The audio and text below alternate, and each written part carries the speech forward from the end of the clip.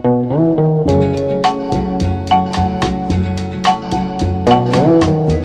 prisão preventiva é normalmente executada em presídio, mas ela pode ser executada no domicílio. Existem 770 mil presos no Brasil.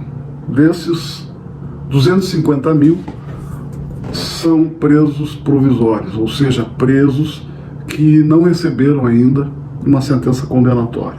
Eu não tenho qualquer dúvida que mais da metade do total da população carcerária poderia estar presa, poderia estar com a sua liberdade restringida, presa, não através de barreiras físicas, mas sim com barreiras espaciais, o que hoje é perfeitamente possível através do sistema de GPS, Sistema de Posicionamento Global.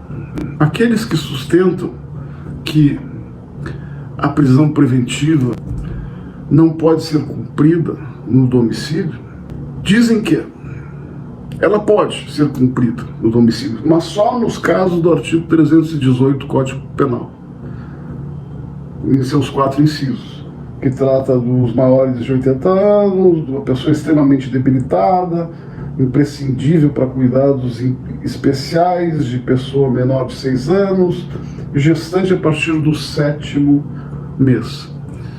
Afirmam que esse dispositivo é taxativo, que não é exemplificativo.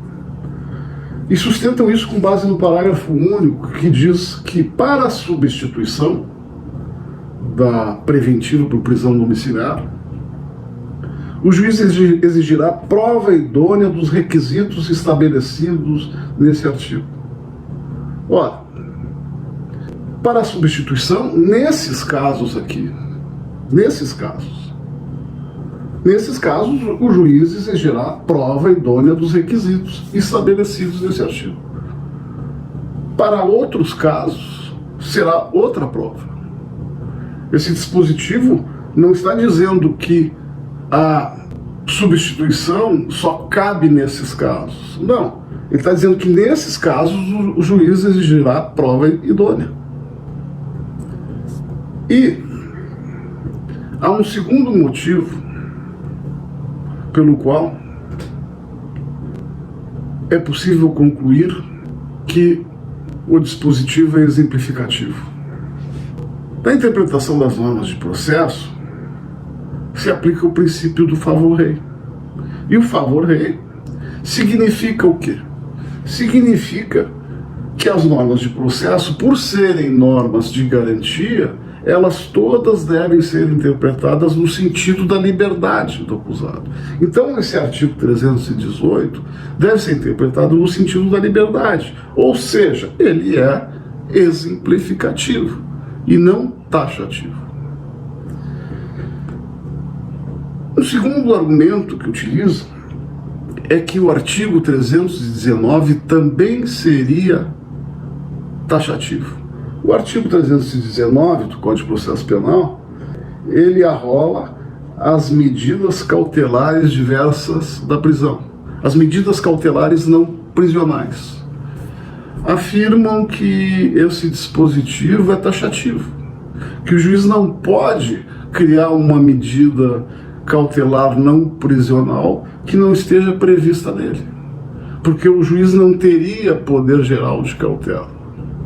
Afirmam que essas medidas são restritivas de direito, e por serem restritivas, os casos não podem ser ampliados. O artigo 319 não poderia ser interpretado de forma extensiva, ou não poderia ser aplicada analogia. Acontece que são normas que existem em benefício do acusado. As medidas cautelares não prisionais existem em benefício do acusado, para evitar que ele seja preso. Portanto, sendo assim, elas podem ser tranquilamente ampliadas, interpretadas extensivamente, pode ser aplicada a analogia. Um segundo argumento utilizado é que não pode ser criado uma medida cautelar nova porque utilizam daquela máxima, nulla poena sine lege. É nula a pena sem lei que faça previsão dela. Mas isso é uma máxima de direito penal. É nula a pena se não houver previsão legal. Isso aqui não é pena. Isso aqui é medida cautelar.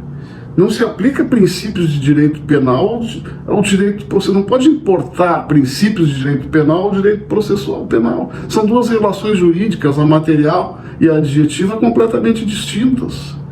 Há interpenetração entre essas duas relações jurídicas, mas não se pode importar um princípio, uma regra de um ramo para o outro.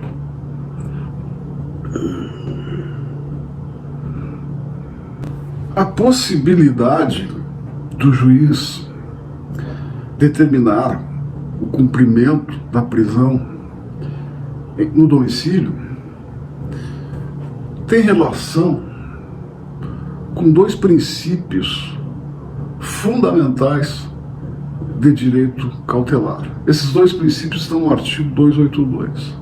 São os princípios da necessidade e da adequação. A adequação não significa que a medida não deve ser mais restritiva ou menos restritiva do que o necessário. Deve-se achar a medida certa. Ela não pode ser mais restritiva do que é preciso. E também não pode ser menos restritiva do que é necessário. A cautelar máxima que o juiz pode aplicar é a prisão preventiva a ser cumprida em presídio. Por que é a máxima? Porque, além de restringir a liberdade, essa restrição de liberdade é feita com barreiras físicas.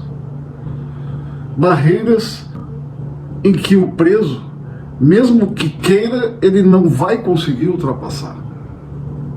Essa é a máxima. Para ser aplicada, ela precisa ser absolutamente necessária, porque ela é maléfica, ela é perniciosa. Ora, se o juiz dispõe do poder de prender alguém no presídio, por que razão ele não teria o poder de prender alguém em qualquer outro local, no domicílio, estabelecendo, através do monitoramento eletrônico, as barreiras espaciais que não poderão ser ultrapassadas pelo preso?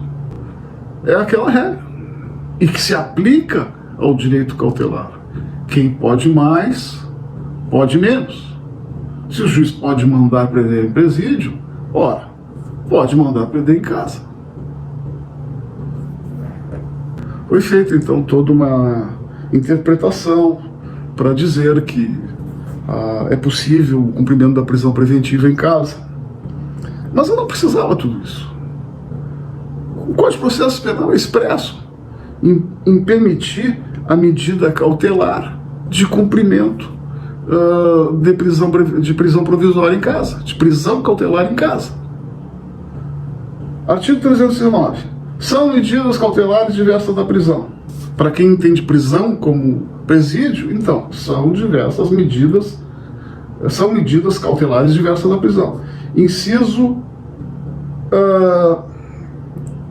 2. Proibição de frequência a determinados lugares.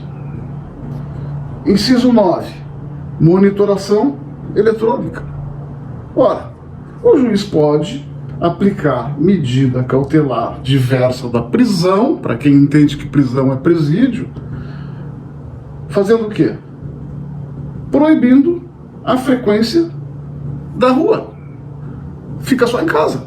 O senhor está proibido de sair à rua. E impõe, com base no inciso 9, a monitoração eletrônica. Pronto.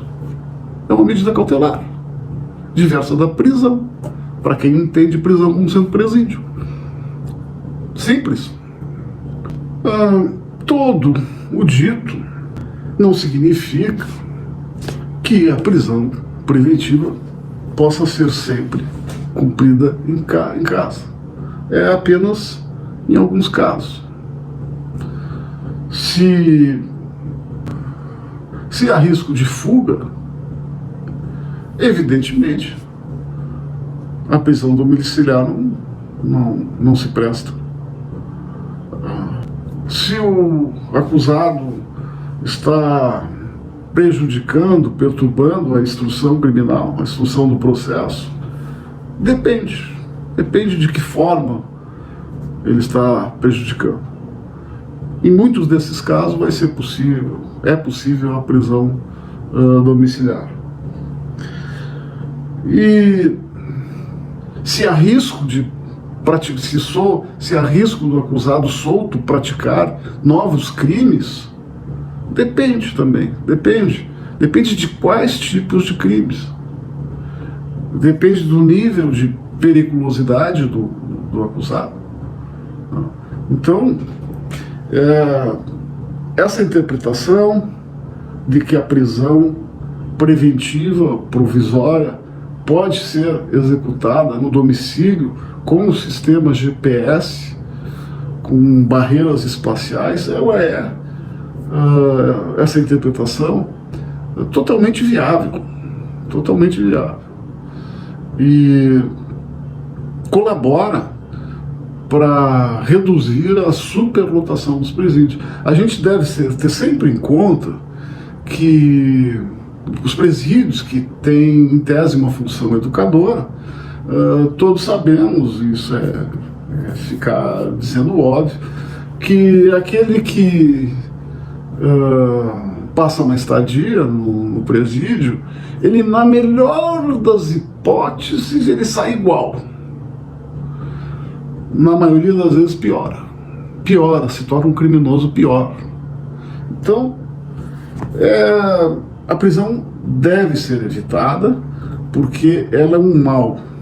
Às vezes é necessário, mas ela sempre é um mal. Muito obrigado.